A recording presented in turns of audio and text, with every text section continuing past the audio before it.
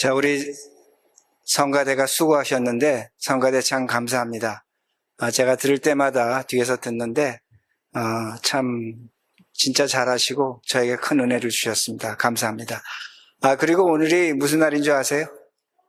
Father's Day입니다. 세상에서 어떻게 보면 죽도록 고생하고 일하는데 어머니의 은혜는 기억하는데 아버지의 은혜, Father들의 은혜는 그렇게 기억하지 못하는 것 같습니다. 우리 아버지들에게 일어나셔서 어머니들이 수고하셨습니다. 감사합니다. Happy Father's Day라고 우리 같이 한번 인사하시겠습니다. 일어나셔서 같이 인사하시겠습니다.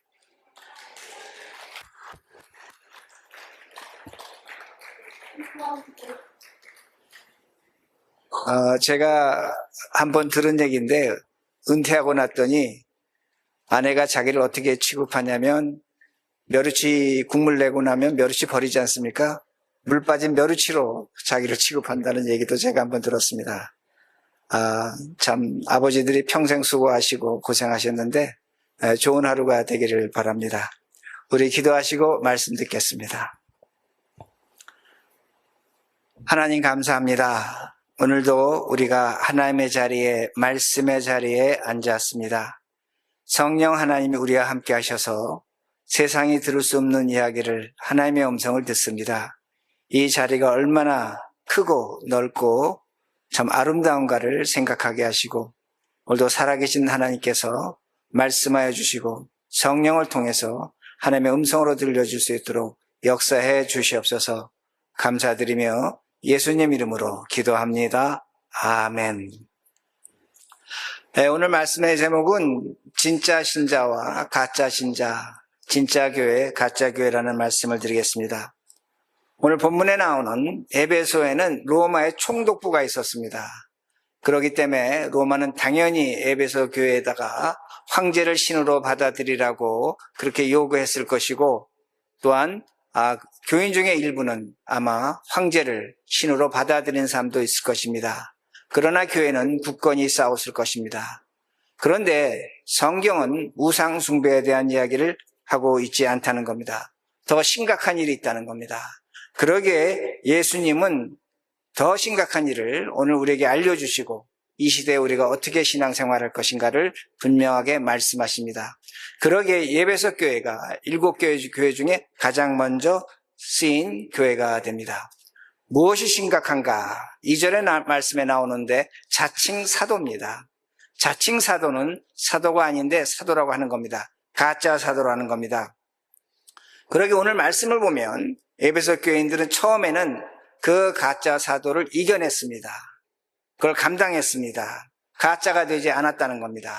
그런데 2절과 3절 모습을 보면 그 내용이 나옵니다. 가짜가 되지 않았습니다. 내가 내 행위와 수고와 내 인내를 알고 또 악한 자들을 용납하지 아니한 것과 자칭 사도로 하되 아닌 자들을 시험하여 그의 거짓된 것을 내가 드러낸 것과 또 내가 참고 내 이름을 위하여 견디고 게으르지 아니한 것을 아노라.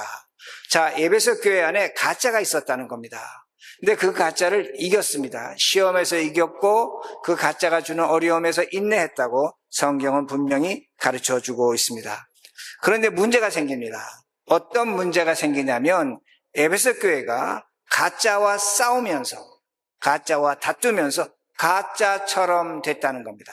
가짜는 아닙니다.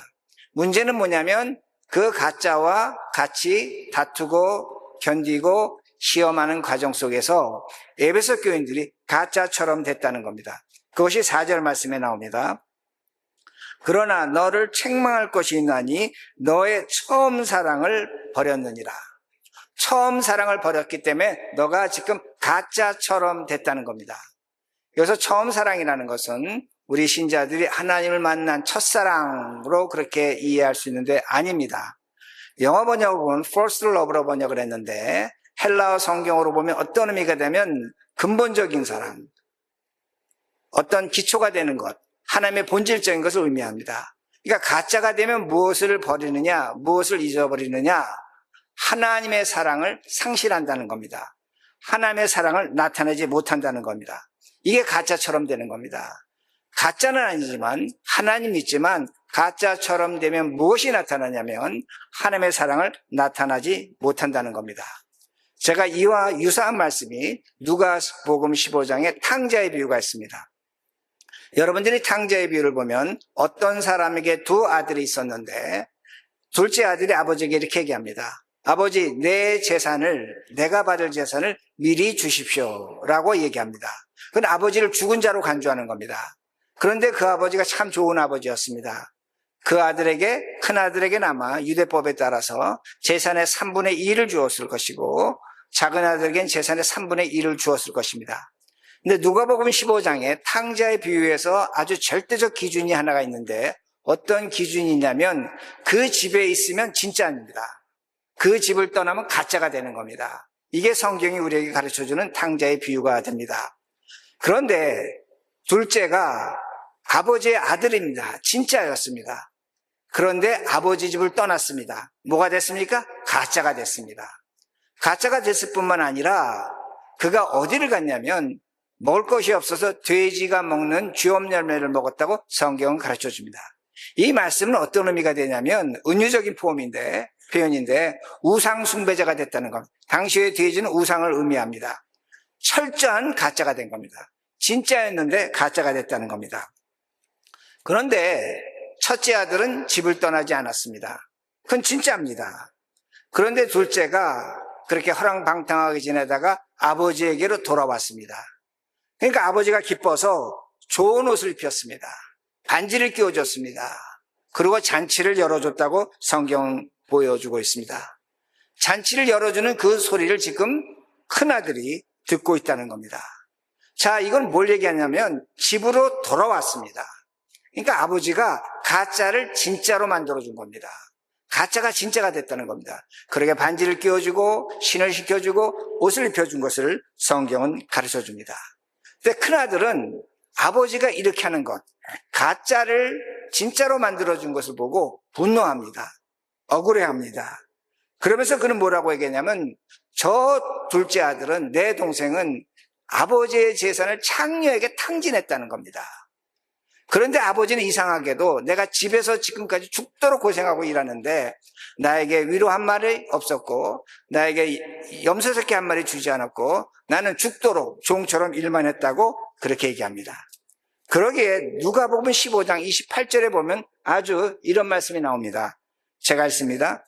그가 노하여 들어가고자 하지 아니하거늘 아버지가 나와서 고는데, 이 말씀이 뭡니까? 큰아들은 진짜였습니다. 그런데 둘째 아들 동생이 돌아왔는데 그 동생이 가짜로 산 모습, 창녀에게 가서 재산을 탕지 안 하고 우상숭배하는 사람처럼 살아온 것을 보고 분노하는 겁니다. 그리고 지금 집에 들어가려고 하지 않는다는 겁니다. 아버지가 간청합니다. 헬라어 성경 보면 간청하는 겁니다. 집에 좀 들어가자. 근데 성경이 신비합니다. 뭐라고 성경은 가르쳐 주냐면 큰아들이 집에 들어갔다는 말씀이 나오지 않습니다. 그러기에 우리는 그가 집에 들어갔는지 안 들어갔는지 알지 못합니다. 무엇을 얘기하는가 합니다. 이것은 무엇을 얘기하냐면 첫째가 둘째의 과거의 잘못된 모습을 보고 용서하지 않은 겁니다. 우상숭배자라는 겁니다. 그런데 아버지는 그렇지 않습니다. 얘가 이제 가짜에서 진짜가 됐다는 겁니다. 그러기에 그 둘째를 보고 옷을 입히고 잔치를 베풀어 주었다는 겁니다. 첫째는 집에 있었습니다. 진짜였습니다. 그런데 그가 지금 가짜처럼 됐다는 겁니다. 우리도 마찬가지입니다. 우리들도 첫째 아들처럼 하나님의 사랑을 못 보고 둘째가 있습니다. 그 둘째를 지금 가짜라고 얘기하고 있다는 겁니다. 뭐 여러 가지가 있겠지만 제가 지난주에 우리가 뭘 공부했습니까? 신앙 고백, Book of Confession을 공부했습니다. 그러면서 질문이 나온 게 뭐냐면 캐톨릭이 진짜입니까? 가짜입니까? 캐톨릭의 구원이 있습니까? 없습니까? 라는 질문을 저에게 하셨습니다. 캐톨릭 교리를 보면 마리아를 성모라고 합니다. 우리 한글 번역은 성모지만 라틴어로 보면 뭔 줄 아십니까? 띠어터커스입니다. 하나님의 어머니입니다. 아니 어떻게 사람을 하나님의 어머니라고 하는가? 그 정도로 지금 공경하고 있습니다. 더 나아가서 그녀는 살아서 승천했다고 그렇게 말합니다. 그날 또 얘기 나온 것 중에 하나가 뭡니까? 사람이 죽어서 연옥을 간다는 겁니다. 연옥을 가면 여기 있는 사람이, 땅에 있는 사람들이 열심히 기도하고 착실하게 살면 하나님이 그것을 보시고 그들을 연옥에서 천국으로 옮겨준다는 그런 교리도 있다는 겁니다. 현재 믿고 있는 겁니다. 그리고 그날도 질문이 나왔지만 사람 교황을 예수 그리스도의 대리라고 그렇게 얘기합니다. 우린 이런 내용을 보면서 카톨릭이 우상 숭배하다, 이단이다, 가짜다, 구원이 없다고 그렇게 생각을 합니다. 그런데 제가 지난주에 분명히 말씀을 드렸습니다. 뭐라고 말씀을 드렸냐면 doctrine, 교리는 시대적 상황과 역사적 상황 속에서 만들어지는 게 교리입니다. 그러기에 캐톨릭 교리를 우리가 좀 더 보면 캐톨릭 교리 중에 어떤 것이 있었냐면 돈을 빌려주고 이자를 받는 것을 금지했습니다. 그런데 자본주의가 발달하면서 캐톨릭 교회가 이제는 이자 받아야 한다고 교리를 변경했습니다. 여러분, 또 한 가지 뭐가 있냐면 캐톨릭 교회만 구원이 있다고 그렇게 가르쳤습니다. 캐톨릭밖에는 구원이 없다고 얘기했습니다. 그런데 캐톨릭 교회가 그걸 버렸습니다. 우리가 하나님의 은혜를 너무나 좁게 해석했다. 이제는 구원이 하나님의 은혜가 넓게 있다, 그렇게 이야기합니다. 그리고 우리가 너무나 잘 아는 면죄부, 그것도 캐톨릭 교리였습니다. 돈을 내면 죄가 용서받는다. 종교개혁 이후에 없어졌다는 겁니다. 여러분, 교리라는 것은 있다가 없어지는 겁니다. 그러므로 현재 캐톨릭 교리 중에 성모가 있습니다. 이건 AD 한 4세기경에 나온 겁니다. 그리고 연옥설과 교황의 대리설은 한 15세기에 나온 겁니다. 얼마 되지 않은 겁니다. 저는 확신합니다. 이건 교리입니다.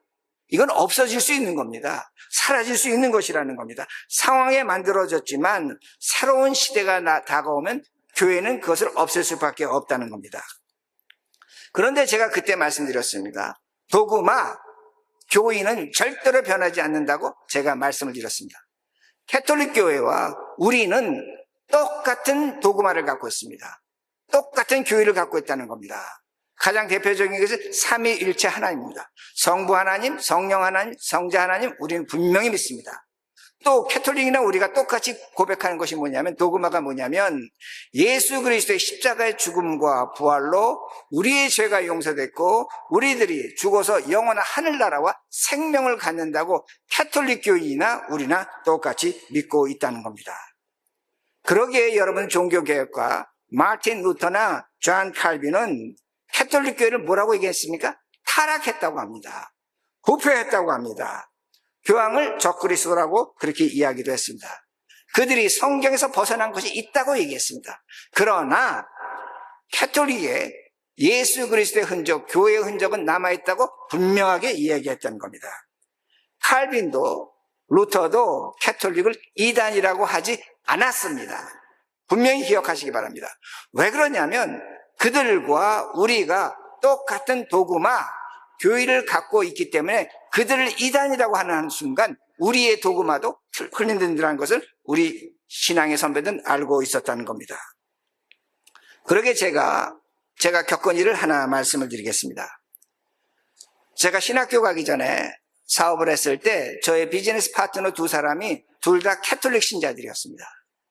그러게 그들과 가끔 그 캐톨릭 교리에 대해서 이야기할 때도 많았고, 또한 제가 성당에도 가고 바자에도 가고 캐톨릭 신자 개업식에도 갔습니다. 많은 사람들을 제가 만났습니다. 그런데 제가 신학교 갈 때쯤에 제 파트너 하던 한 사람이 아틀란타로 이사를 갔습니다. 이사를 갔는데 이사 가면서 그 집에 큰아들이 있었는데 우리 큰애와 나이가 똑같습니다. 근데 제가 나중에 들은 소식이 뭐냐면 그 큰아들을 병으로 잃었다는 겁니다. 아들의 죽음을 아버지가 본 것입니다. 그리고 제가 은퇴하고 한 20년이 넘어서 아틀란타에 가서 그분을 제가 만났습니다. 제가 아들 얘기하니까 정말로 슬퍼하죠. 힘들어하죠. 근데 그분은 저에게 분명히 얘기합니다. 뭐라고 얘기하냐면 예수 그리스도로 말미암아 나의 죽었던 아들은 영원한 생명과 하늘나라에 있을 것이라고 확신하고 있다는 겁니다. 조금도 흔들리지 않았습니다. 슬픔은 있습니다. 그러나 그리스도를 믿는 믿음으로 말미암아 자신의 아들이 어떤 삶을 살고 있다는 것을 그 아버지는 저에게 고백했다는 겁니다. 제가 만난 많은 캐톨릭 신자들도 예수 그리스도의 구원의 도리를 믿고 있다는 겁니다. 그러게 저는 어떻게 믿고 있냐면 예수님이 우리를 구원하실 것이기에 저는 캐톨릭 신자도 구원할 것으로 분명히 믿고 있다는 겁니다. 물론 구원은 하나님의 주권적인 것입니다. 우리가 구원받겠다고 해서 구원되는 것은 아닙니다. 하나님이 구원하시는 겁니다. 그러나 우리들이 겸손히 예수 그리스도를 믿는 자들에게 하나님의 구원이 있음을 믿어야 합니다. 믿어야 합니다. 문제는 뭐냐? 우리는 마치 누구와 같으냐면 돌아온 탕제의 큰 형과 같습니다. 잘못된 과거를 보고 하나님의 사랑을 나타내지 못한다는 겁니다. 예배소 교회를 왜 지금 예수님이 질척하시는 줄 아십니까? 예배소 교인 중에 우상 숭배로 말미암아 교회를 떠난 자들이 있었습니다. 그런데 그 중에 일부가 다시 교회를 나온 겁니다. 그런데 교인들이 하나님의 사랑을 나타내지 못하는 겁니다. 뭐라고 얘기하냐면 너희들은 우상 숭배자라는 겁니다. 그들을 질책하는 겁니다. 책망하는 겁니다. 그러게 하나님이 누구를 책망한 그런 너희들이 가짜가 됐다는 겁니다. 가짜처럼 됐다는 겁니다. 왜? 탕자의 비유의 큰아들처럼 하나님의 사랑을 나타내지 못한다는 겁니다. 하나님의 사랑을 모르면 우리는 가짜처럼 살아갑니다. 그러기에 하나님의 사랑이 무엇인가를 깊이 이해하셔야 됩니다. 여러분의 생각과 여러분의 수준으로 하나님의 사랑을 이해하지 말라는 겁니다. 측량할 수 없고 이해할 수 없는 것이 하나님의 사랑이라는 겁니다. 그래야만 우리가 가짜처럼 되지 않습니다. 그런데 성경은 오늘 또 하나 우리에게 보여주는 것이 있는데 영원한 가짜가 있습니다. 그건 진짜였는데 한번 가짜가 됐는데 영원한 가짜가 됐다는 겁니다. 가짜에서 벗어나지 못하는 겁니다. 여러분 사도행전 5장을 보면 제가 아마 지난주에도 설교를 드렸을 텐데 예루살렘 교회에 7집사가 있었습니다. 7집사 중에 6사람은 누구냐고 말씀드렸냐면 제가 헬라파 유대인입니다. 근데 한 사람이 이방인입니다. 여러분 초대교회는 당시의 초대교회 오늘날 유대교 회당하고 똑같습니다. 오늘날 우리 같은 교회가 아닙니다. 이건 역사적으로 발전해서 우리가 이렇게 지금 예배드리는 겁니다. 여러분 유대인 회당에서 이방인이 집사가 됐다는 건 기적 같은 일입니다. 있을 수 없는 일이라는 겁니다. 그가 누굽니까? 니골라입니다. 근데 성경은 뭐라고 가르쳐 주냐면 그가 지혜가 충만하고 성령이 충만했다고 말씀합니다. 그는 진짜였습니다. 그런데 그 진짜가 영원한 가짜가 된다는 겁니다. 먼저 제가 성령에 대해서 앞으로 이야기할 기회가 있으면 하겠지만 여러분이 성령 충만을 많이 원하십니다. 신약 성경에 성령 충만은 16번 나타납니다. 근데 16번 나타났는데 모두가 수동태입니다. 주어진다는 겁니다. 여러분이 성령 충만한 것은 잘 들으셔야 합니다. 예수 그리스도로 말미암아 우리는 성령 충만해지는 겁니다. 아멘? 여러분 스스로 성령 충만해질 수 없습니다. 귀를 열고 들으시기 바랍니다. 그리스도로 말미암아 우리는 성령 충만해졌다는 겁니다. 그런데 교인들이 찾아와서 이래요. 목사님 저 사람은 성령 충만한데 나는 성령 충만하지 않은 것 같아요. 어떤 사람은 성령 충만이 10%, 어떤 사람은 성령 충만이 30%, 어떤 사람은 성령 충만이 100%처럼 그렇게 말하는 사람들이 있습니다. 정말로 잘못된 겁니다. 성령 충만은 예수 그리스도로 의해서 주어지는 것이기 때문에 우리 모두 성령 충만하다는 것을 믿으셔야 됩니다. 그러면 성령은 어떤 영이냐? 인격의 영이라고 제가 수없이 말씀드렸습니다. 성령은 인격의 영이기 때문에 우리가 성령의 열매를 맺을 때 아마 제가 이 교회에 있는 동안 여러분 귀에 피가 나도록 얘기한다고 말씀드렸습니다. 성령의 열매를 맺을 때 그것이 성령 충만이라는 겁니다. 성령 충만이라는 것은 우리의 언어와 삶과 삶의 태도로 나타나는 게 성령 충만입니다. 아마 한국 교인들은 이 내용을 받아들이기 힘들 겁니다. 성령 충만을 어떻게 이해하시냐면 예언하고 방언하고 환상하고 환상을 보고 신유연사를 가지면 성령 충만하다고 그렇게 얘기합니다. 그건 잘못된 겁니다. 그거는 성령의 은사입니다. 하나님이 주시는 선물입니다. 어떤 사람에게는 방언을 주고 어떤 사람에게 예언을 주고 어떤 사람 저 같은 사람이 말씀의 은사를 주고 다른 겁니다. 어떤 사람은 집에서 애 잘 키우는 은사를 주신 거, 어떤 사람은 직장에 가서 일 잘하는 은사를 주신 게 성령의 은사라는 겁니다. 그런데 여러분이 생각하는 그 성령의 은사를 잘 기억하셔야 됩니다. 자칫 잘못하면 제 목회적 경험입니다. 사탄이 마귀가 시험합니다. 저는 너무나 많이 봤다는 겁니다. 제가 사탄 마귀 얘기를 별로 설교 중에 하지 않지만 성령의 은사를 강조하는 사람들에게 나타나는 공통점 중에 하나는 마귀가 사탄이 그들의 성령의 은사를 시험해서 그 은사를 악용하게 한다는 겁니다. 이런 시험에 빠지면 뭐가 되느냐? 니골라당이 되는 겁니다. 영지주의자가 되는 겁니다. 무속신앙을 하는 사람이 됩니다. 성령 하나님을 자신이 조종할 수 있다고 얘기합니다. 그리고 얘기하는 것이 뭐냐면 이 은사는 나의 것이라는 겁니다. 내가 잘라서 받았다는 것, 하나님이 주신 것이라고 이야기하지 않는다는 겁니다. 은사의 주인처럼 행동한다는 겁니다. 이런 사람을 성경이 어떻게 이야기하는가? 히브리서 6장 4절에서 6절입니다. 히브리서 6장 4절에 6절 제가 읽습니다. 한번 빚을 받고 하늘의 은사를 맛보고 뭐라고 얘기하는 겁니까? 주시는 겁니다. 성령은 주시는 거, 은사도 주시는 겁니다. 내 스스로 얻을 수 없는 겁니다.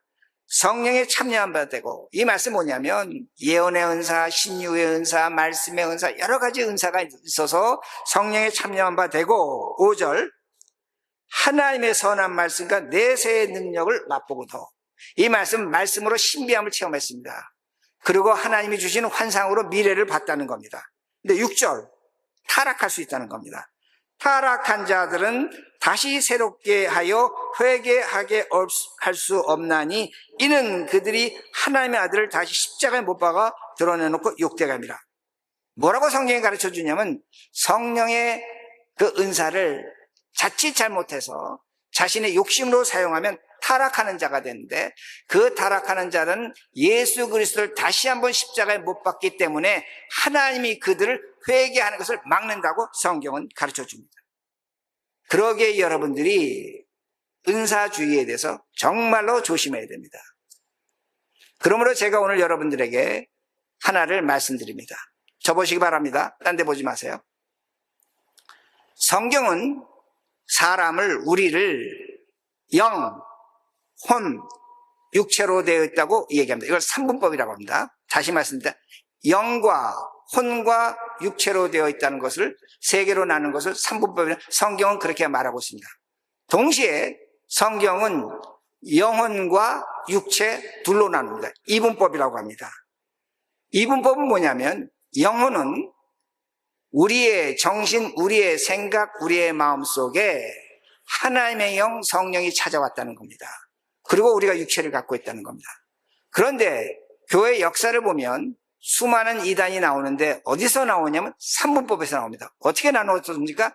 영과 혼과 육체 세 개로 나눈 것에서 이단이 나온다는 겁니다. 자, 그러면 왜 영과 혼과 육체를 나눈 데서 많은 이단이 나오는가? 성경이 그렇게 가르쳐 줬음에도 불구하고. 자, 첫 번째, 영은 흔히 말하는 하나님과 우리가 교통할 수 있다고 그렇게 성경은 가르쳐 주고 있습니다. 하나님과 우리가 교통하는 겁니다. 그리고 영, 정신, 우리의 마음, 생각은 푸시케는 우리의 것입니다. 우리의 생각과 우리의 마음입니다. 그리고 육체도 우리의 것입니다. 그런데 사람들이 가만히 보니까 육체로, 생각으로 죄를 짓는 겁니다. 그러니까 육체와 죄는 타락할 수 있다는 겁니다. 그런데 영은 하나님과 교제하지 아니게 타락하지 않는다고 생각을 합니다. 무슨 말씀이 이해가 되십니까? 영은 하나님과 교제하기에 타락하지 않지만 혼과 육체는 우리의 것이기 때문에 죄를 짓기 위해 저급하다고 그렇게 얘기하는 겁니다. 이것이 영주주의입니다. 이것이 무속신앙이라는 겁니다. 어떤 거냐면 영은 우월합니다. 그런데 우리의 정신과 육체는 저급하고 천하다는 겁니다. 이게 좀 더 발전하면 어떻게 되냐면 영을 우리 몸에서 떼어냅니다. 영은 우리에게 있지만 나와 좀 더 다른 것이고 세상과 다른 것이고 우리의 육체는 저급하고 우리의 정신은 천하다고 그렇게 얘기합니다. 오늘날 한국의 영주주의 또한 무속신앙이 그대로 니골라당이 들어와 있다는 겁니다. 잘 들으시기 바랍니다. 여러분이 흔하게 듣던 얘기인데 이게 니골라고 이게 영주주의입니다. 교인이 뭐라고 얘기했냐면 우리 목사님이 오늘 나에게 하나님을 연결시켜줬다고 그렇게 합니다. 그리고 목사를 뭐라고 얘기하면 신령한 목사님이라고 얘기합니다. 목사는 신령한 목사 없습니다. 예수 그리스도와 성령으로 우리가 하나님과 연결된 거지 목사가 연결시켜 줄 수 없다는 겁니다. 그런데 이런 얘기가 교회에서 나놉니다. 우리 목사님 신령하다는 겁니다. 나에게 오늘도 은혜를 주셨다는 겁니다. 그럴듯합니다. 그러나 이건 영주주의입니다. 귀를 열고 들으시기 바랍니다. 또 하나는 뭐가 있냐면 오늘도 내가 열심과 정성으로 기도해서 하늘 보좌를 움직여서 하나님이 오늘도 내 소원을 들어주시고 나에게 복을 주시고 더 나아가서 내 문제를 해결해 주실 수 있다고 그렇게 얘기합니다. 인간의 기도로 하나님을 움직이자는 겁니다. 이것이 무당신학입니다. 하나님에 따라서 듣고 안 듣는 것은 하나님에 따라 달린 겁니다. 근데 우리의 열심과 정성으로 하나님을 움직인다고 가르치는 겁니다. 이거 영주주의입니다. 그리고 또 하나가 있는데 인간의 지식과 인간의 경험은 비천한 것이고 내가 경험하는 어떤 그 신비한 체험은 거룩한 것이라고 그렇게 얘기합니다. 이거 영주주의라는 겁니다. 이런 사람들은 왜 이런 생각하냐면 내 영은 구원받았지만 내 정신과 육체는 구원받지 못했기 때문에 이런 이야기를 한다는 겁니다. 영지주의와 무속신앙에 빠진 목사와 장로와 교인들은 이단의 이만희나 안상홍이나 정명석처럼 교회돈 횡령합니다. 교회돈 횡령, 죄라고 생각하지도 않습니다. 매덕 몇천억 그렇게 쓰고 있다는 겁니다. 그리고 각종 불법과 간통과 간음을 서슴없이 해냅니다. 이단의 목사들처럼. 이번에도 한국의 대형교회 목사 한 사람이 법원에서 판결이 나왔습니다. 간음이라는 겁니다. 그러나 끄떡 없습니다. 당당하게 설교합니다. 수만 명 앞에서. 왜? 영지주의에 빠졌다는 겁니다. 내 정신, 내 육체는 하나님의 영과 비교해서 천박하다는 겁니다. 나는 영이 살아있다는 겁니다. 이런 현상이 오늘도 일어나고 있다는 겁니다. 여러분의 신앙 속에 오늘 여기 앉아있는 젊은 분들과 나이 드신 분 속에 이런 무속신앙, 영지주의 우리 뼛속에 삶 속에 깊이 들어와 있다는 겁니다. 그러기에 우리가 신앙생활할 때 정신 차리며 신앙생활 하셔야 됩니다. 우리의 문화와 정신 속에 이것이 들어왔기 때문에 교회 생활에도 그대로 나타나고 있다는 겁니다. 그러므로 5절입니다. 5절. 그러므로 어디서 떨어졌는지 생각하고, 제가 교인들에게 부탁드립니다. 신앙생활은 생각하는 겁니다. 생각하며 기도하고, 생각하며 예배드리고, 생각하며 공부하고, 생각하며 하나님을 만나는 겁니다. 그러므로 어디서 떨어진지 생각하고 회개하여 처음 행위를 가지라. 만일 그리하지 아니하고 회개하지 아니하면 내가 내게 가서 내 촛대를 그 자리에서 옮기리라. 여러분, 7교회 중에 유일하게 지금 뭐라고 말씀하냐면 내가 교회 문을 닫아버리겠다는 겁니다. 왜 그렇습니까? 영지주의, 무속신앙에 빠진 교회는 내가 가만두지 않겠다는, 차라리 내가 교회를 떠나겠다고 그렇게 말씀합니다. 그러기에 여러분 영지주의와 무속신앙에서 회개하셔야 됩니다. 회개하지 않으면 가짜가 된다는 겁니다. 그러면 어떻게 해야 되는가? 어떻게 해야 되는가? 6절입니다. 오직 내게 이것이 있으니 내가 니골라당의 행위를 미워하는도다. 미워하는도다. 누구의 행위를? 니골라당. 영지주의와 무속신앙을 예수님 미워하신다고 말씀합니다. 그럼 우리도 당연히 영지주의와 무속신앙을, 니골라당을 미워해야 됩니다. 근데 이 미워한다는 단어는 헬라어로 어떤 단어를 썼냐면 미소스라는 단어를 썼는데 치를 떨며 미워한다는 겁니다. 그냥 미워하는 게 아닙니다. 증오하며 미워한다는 겁니다. 그러기에 제가 여러분들에게 몇 가지를 말씀드리겠습니다. 첫 번째는 이 말씀을 오해하지 마시고 들으시기 바랍니다. 우리 한국 교인들이 가장 많이 사용하는 단어가 영적이라는 단어입니다. 사용하시기 바랍니다.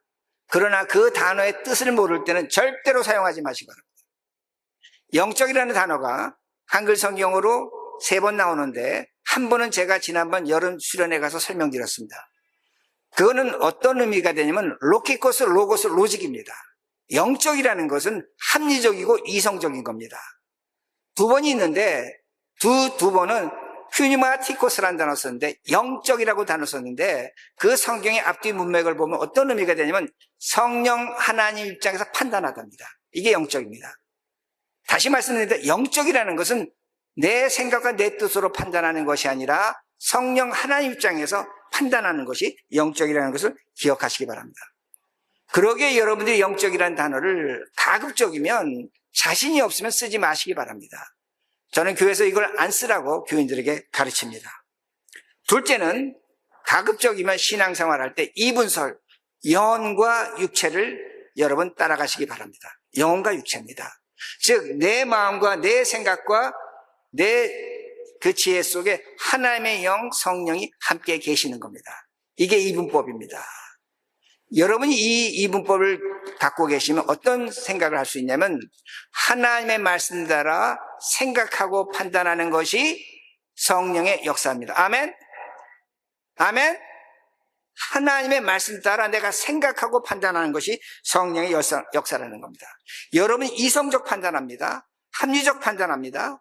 그런데 그것이 하나님 말씀에 근거해서 이성적이고 합리적이라면 그건 성령께서 하시는 일입니다. 그 믿음을 가지시라는 겁니다. 세 번째는 우리의 이성과 우리의 지성으로 넘어서는 하나님의 신비함이 있습니다. 기도했는데 하나님께서 신비함을 경험하게 하십니다. 성경을 읽었는데 하나님이 아주 말로 할 수 없는 체험을 하게 하십니다. 그리고 여러분이 기도의 응답도 받습니다. 하나님이 주신 감동도 받는다는 겁니다. 이것을 신앙의 비밀로 하시기 바랍니다. 신앙의 비밀이라는 것은 나만이 갖고 있는 겁니다. 근데 제가 비밀이라는 단어 썼는데 성경에서 계시를 미스테리온이라고 합니다. 미스테리온은 미스테리인데 헬라어 의미의 어떤 의미가 비밀이라는 겁니다. 제가 왜 이것을 비밀이라고 간직하라고 말씀드리냐면 이것을 갖고 여러분이 자랑하기 시작하면 제가 거의 장담합니다. 시험에 빠집니다. 그리고 어려움 당한다는 겁니다. 그리고 너무나 신비한 것을 추구하면 마귀의 시험에도 빠진다는 겁니다. 그러게 제가 다시 한번 기억하게 하시겠지만 말씀드리지만 히브리서 6장 4절 6절의 말씀을 여러분 생각하셔야 됩니다. 신비한 것을 경험하고 하나님 말씀을 체험하고 여러 가지를 경험하는데 타락한 자들이 생긴다는 겁니다. 그런 사람들은 하나님이 회개하지 못하게 막습니다. 왜 그러냐? 예수 그리스도를 다시 한번 십자가에 못 박기 때문이라고 그렇게 말씀합니다. 마지막으로 제가 말씀드리는 것은 제가 지난주에도 느낀 거지만 유튜브 적절하게 보시기 바랍니다. 유튜브. 그리고 제가 여러 차례 말씀드렸지만 좋은 책을 읽으시기 바랍니다. 좋은 책을 읽으시면 하나님께서 창조하신 세상이 얼마나 아름다운 세상이라는 것을 우리들이 알게 된다는 겁니다. 이것이 회개입니다. 이렇게 회개하셔서 여러분들이 진짜 신자, 진짜 교회가 되기를 간절히 바랍니다. 우리 기도하시겠습니다. 자, 기도합니다. 이 시간에 기도할 때 여러분 예수 그리스도로 말미암아 여러분 진짜가 됐습니다. 그러게 오늘 내가 하나님의 사랑을 나타내고 있는가? 오늘도 내 마음속에 미운 사람이 있고 오늘도 내 마음속에 용서 못할 사람이 있는가? 한번 깊이 생각하시면서 내가 진짜가 되려면 그 사랑을 어떻게 나타내야 될까? 내가 가서 용서하고 그 다음에 내가 먼저 잘못했다고 해야 되는가? 그걸 생각하시면서 기도하시고 두 번째는 여러분이 영원한 진짜가 되려면 영지주의, 무속신앙에서 벗어나야 됩니다. 죄송하지만 우리 한국교회는 이것이 뼛속 깊이 들어와 있습니다. 그것을 쫓아내기 위해서 우리가 진짜 깨어있는 성도가 되기 위해서 생각하며 신앙생활을 하겠다고 우리 다 함께 기도하시겠습니다.